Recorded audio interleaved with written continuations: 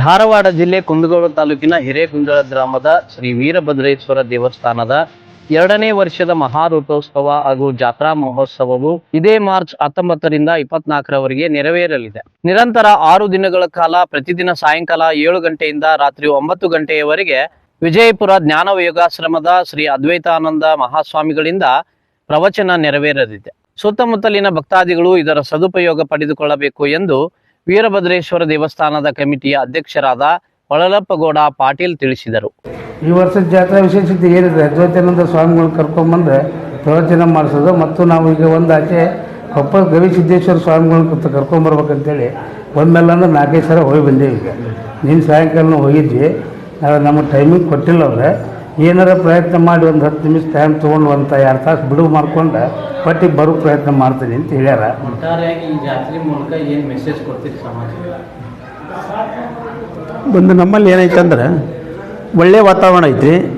ಈ ಈರಣ್ಣನ ಗುಡಿ ಏನು ನಾವು ಉದ್ಘಾಟನೆ ಮಾಡಿದ್ರಿ, ಇದನ್ನು ಪ್ರತಿಷ್ಠಾಪನೆ ಮಾಡ್ಕೊಂಡ ನಂತರ ನಮ್ಮ ಹಿರೇಗುಂಜಳ ಆಯ್ತು ಅಥವಾ ಆ ಕಡೆ ಆಜು ಬಾಜು ಹಳ್ಳಿರಿ ಇವೆಲ್ಲದಕ್ಕೂ ಒಂದು ಒಳ್ಳೆಯ ವಾತಾವರಣ ಬಂದೈತಿ.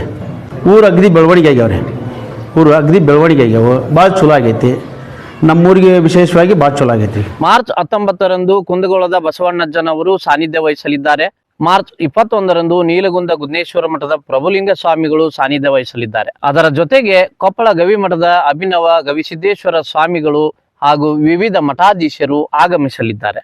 ಮಾರ್ಚ್ 23ರಂದು ಬೆಂಗಳೂರು ಮುಕ್ತಿ ಮಂದಿರದ ಅಧ್ಯಕ್ಷರಾದ ವಿಮಲ ರೇಣುಕ ವೀರ ಮುಕ್ತಿಮುನಿ ಶಿವಾಚಾರ್ಯ ಮಹಾಸ್ವಾಮಿಗಳಿಂದ ಮಹಾರಥೋತ್ಸವಕ್ಕೆ ಚಾಲನೆ ದೊರೆಯಲಿದೆ. ಅದೇ ಸಂದರ್ಭದಲ್ಲಿ ಧರ್ಮಸಭೆ ನಡೆಯಲಿದೆ.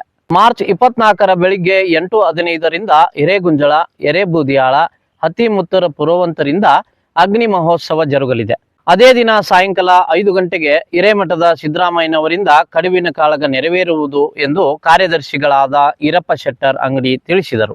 ಹಿರೇಗುಂಜಳದ ವೀರಭದ್ರೇಶ್ವರ ಜಾತ್ರೋತ್ಸವ 2ನೇ ವರ್ಷದ ಅಂಗವಾಗಿ ತಾರೀಖು 19/3/2026ರಿಂದ ತಾರೀಖು 24/3/2026ರವರೆಗೆ 6 ದಿನ ನಿರಂತರ ಕಾರ್ಯಕ್ರಮಗಳು ಜರುಗುತ್ತವೆ. ಇವತ್ತು 19ನೇ ತಾರೀಕಿನ ದಿವಸ ಕುಂಭಮೇಳ ಹಾಗೂ ಕಳಸ ಮೆರವಣಿಗೆಯಿಂದ ಪ್ರಾರಂಭವಾದ ಈ ಒಂದು ಕಾರ್ಯಕ್ರಮ 6 ದಿನವರೆಗೆ ನಡೆದುಕೊಂಡು ಬರುತ್ತಿದೆ. ಇವತ್ತು ಕುಂಭಮೇಳ ಆದ ನಂತರ ಸಾಯಂಕಾಲ 5:00ವರೆಗೆ ಕಳಸಾರೋಹಣ, ತದನಂತರ 6 ಗಂಟೆಯಿಂದ 8-9ರವರೆಗೆ ಧರ್ಮಸಭೆ ನಡೀತಿದೆ. ಇದೇ ಪ್ರಕಾರವಾಗಿ 6 ದಿನಗಳಿಗೆ ಧರ್ಮಸಭೆ ನಡೀತಾ ಇರುತ್ತದೆ. ಹಾಗೂ ಸಾಯಂಕಾಲ ರಾತ್ರಿ 6 ದಿನಗಳಿಗೆ ಅನ್ನದಾಸೋಹ ಕಾರ್ಯಕ್ರಮವೂ ಇರುತ್ತದೆ. ಮತ್ತು ಈ ಒಂದು ಯಾತ್ರಾ ಮಹೋತ್ಸವಕ್ಕೆ ನಮ್ಮಲ್ಲಿ ಸದ್ಭಕ್ತರು ಎಲ್ಲ ಸಹಾಯಧನವನ್ನು ಮಾಡಿ ಎಲ್ಲ ಸಹಕಾರ ಕೊಟ್ಟು ಒಂದು ವಿಜೃಂಭಣೆಯಿಂದ ನೆರವೇರಿಸಿ ಕೊಡ್ತಾ ಬರಕತ್ತಿದ್ದಾರೆ. ವರ್ಷಕ್ಕೆ ವರ್ಷ ಇದು ಒಂದು ದೊಡ್ಡ ತರಗತಿಯೊಳಗೆ ನಡೀತಾ ಬರ್ತಾ ಇದೆ. ಎಲ್ಲ ಒಂದು ಈ ನಮ್ಮ ಹಿರಿಯರಿಗೆ, ನಮ್ಮ ಈ ಗುಂಜಳ ಸದ್ಭಕ್ತರಿಗೆ ನಮ್ಮ ವೀರಭದ್ರೇಶ್ವರ ಟ್ರಸ್ಟ್ ಕಮಿಟಿ ವತಿಯಿಂದ ಅವರಿಗೆ ಹೃತ್ಪೂರ್ವಕ ಧನ್ಯವಾದಗಳನ್ನು ಕಲಿಸುತ್ತಾ ಇದೇ ರೀತಿಯಾಗಿ ಬಂದು ಎಲ್ಲ ಒಂದು ಈ ಕಾರ್ಯಕ್ರಮವನ್ನು ಯಶಸ್ವಿಗೊಳಿಸಬೇಕಾಗಿ ತಮ್ಮೆಲ್ಲರಿಂದ ಕಳಕಳಿಯಿಂದ ಪ್ರಾರ್ಥಿಸಿಕೊಳ್ಳುತ್ತೇವೆ. ಈ ಜಾತ್ರೆಯ ಮೂಲಕ ನಾವೆಲ್ಲರೂ ಒಂದೇ ಮತ್ತು ಸಾಮರಸ್ಯದಿಂದ ಬದುಕುವುದನ್ನು ಕಲಿಯಬೇಕಿದೆ ಎಂಬ ಸಂದೇಶ ರವಾನಿಸಲಾಗುತ್ತದೆ ಎಂದು ರಾಜ್ಯ ಸರ್ಕಾರಿ ನಿವೃತ್ತ ನೌಕರರ ಸಂಘದ ಕಾರ್ಯಾಧ್ಯಕ್ಷರಾದ SG ಬಿಸೇರೊಟ್ಟಿ ತಿಳಿಸಿದರು. ಏನು ಸಂದೇಶ ಅಂತಂದ್ರೆ ಎಲ್ಲ ಜನರು ಒಂದ, ನಾವೆಲ್ಲರೂ ಸರಿ ಸಮಾನರ, ದೇವ್ರ ಮುಂದೆ ನಾವೆಲ್ಲರೂ ಒಂದ. ಅದಕ್ಕೆ ನಾವು ಭಕ್ತಿ ಭಾವದಿಂದ ನಡೆದ್ರೆ ನಮ್ಮ ಜೀವನ ಪಾವನಕತಿ, ಯಾವುದೇ ನೈಸರ್ಗಿಕ ವಿಕೋಪಗಳು ಸಹಿತ ಬರಬೇಕಾಗವು ಅನ್ನುವಂಥ ಸಂದೇಶವನ್ನು ಜನರಿಗೆ ಮತ್ತು ಬಾಲ್ಯದ ಮಕ್ಕಳಿಗೆ ಸಹಿತ ಈ ಜಾತ್ರಾ ಮಹೋತ್ಸವದ ಮುಖಾಂತರ ಮುಟ್ಟಾಕತೈತಿ. ಈಗ ನಮ್ಮ ಗೌಡ್ರು ಹೇಳ್ದಂಗೆ ಈಗಾಗಲೇ ಅದು ರಥ ಇಲ್ದನ 3 ವರ್ಷ ನಡೆದಿತ್ತು. ಹೋದ ವರ್ಷಲಿದ್ದ ರಥ ಮಾಡಿಸಿ ಅದು ಅಗ್ದಿ ಅರ್ಥಪೂರ್ಣವಾಗಿ ಮತ್ತು ಈ ವರ್ಷ ವಿಶೇಷವಾಗಿ ಈಗ ಪೂಜ್ಯರನ್ನು ಕರೆಸಿ ಒಂದು ಪ್ರವಚನ ನೀಡಿ ತಾವು ಹೇಳ್ದಂಗೆ ಈ ಜನರಿಗೆ ಒಂದು ಒಳ್ಳೆಯ ಸಂದೇಶ, ಒಳ್ಳೆಯ ಭಾವನೆಯಿಂದ ಬದುಕಬೇಕು. ಜೀವನದೊಳಗೆ ಜೀವನ ಶಾಶ್ವತ ಅಲ್ಲ, ಆದರೆ ಇರೋ ಮಟ್ಟ ಒಳ್ಳೆಯ ರೀತಿಯಿಂದ ಬದುಕಿದ್ವಿ ಅಂತಂದ್ರೆ ಮುಂದೆ ಇಡೀ ಗ್ರಾಮಕ್ಕೂ ದೇಶಕ್ಕೂ ಒಳ್ಳೆಯದಾಕೈತೆ ಅನ್ನುವಂಥ ಸಂದೇಶ ಕೊಡ್ತೇವೆ. ಶ್ರೀ ವೀರಭದ್ರೇಶ್ವರ ದೇವಸ್ಥಾನವನ್ನು ಇಲ್ಲಿ ಸ್ಥಾಪಿಸಿ ಅದರ ಒಂದು ರಥೋತ್ಸವ ಕಾರ್ಯಕ್ರಮವನ್ನು ಇಂದಿನಿಂದ 6 ದಿವಸಗಳವರೆಗೂ ನಡೀತಾ ಇರ್ತಕ್ಕಂಥದ್ದು ನಮ್ಮೂರಿನ ಜನರಲ್ಲಿ ಭಕ್ತಿಭಾವದ ಸಾಂಸ್ಕೃತಿಕ ಪರಂಪರೆಯನ್ನು ಮೂಡಿಸಿ ಎಲ್ಲರಲ್ಲಿಯೂ ಆನಂದಮಯ ವಾತಾವರಣ ಉಂಟು ಮಾಡಿದೆ.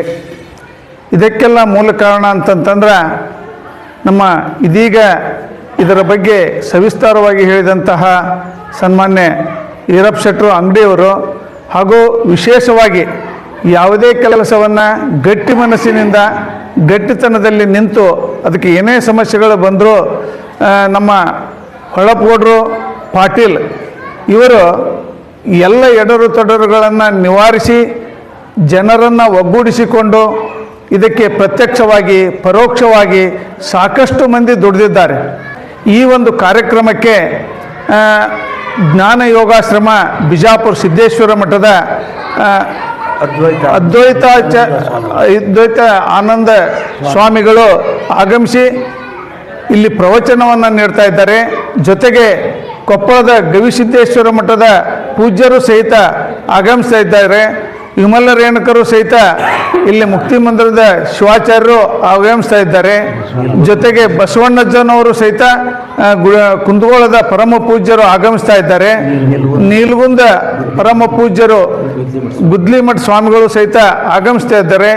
ಇವರೆಲ್ಲರ ಒಂದು ಪಾದಸ್ಪರ್ಶದಿಂದ ನಮ್ಮೂರು ಪಾವನವಾಗುವುದರ ಜೊತೆಗೆ ಜನರಲ್ಲಿ ಇವತ್ತಿನ ಒಂದು ಕಲುಷಿತ ವಾತಾವರಣದಲ್ಲಿ ಉತ್ತಮವಾದಂತಹ ಭಕ್ತಿಭಾವದ ಸಾಂಸ್ಕೃತಿಕ ಪರಂಪರೆಯನ್ನು ನೀಡಿ ಮುಂದಿನ ಮಕ್ಕಳಿಗೆ ಒಂದು ಒಳ್ಳೆಯ ಆರೋಗ್ಯಕರವಾದಂತಹ ಜೀವನವನ್ನು ನಡೆಸಲಿಕ್ಕೆ ಈ ಜಾತ್ರಾ ಮಹೋತ್ಸವ ಕಾರ್ಯಕ್ರಮ ಬಹಳ ಒಂದು ಉಪಯುಕ್ತವಾಗಿದೆ.